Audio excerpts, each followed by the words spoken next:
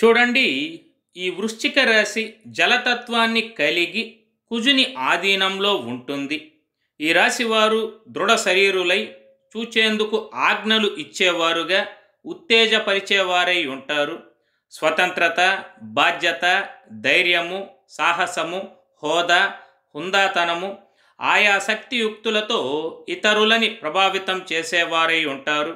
వీరు వారికిచ్చిన ఏ పనైనా సరే బాధ్యతగా ఇచ్చిన పనిని పూర్తి చేసేంత వరకు అవిశ్రాంతంగా శ్రమిస్తారు.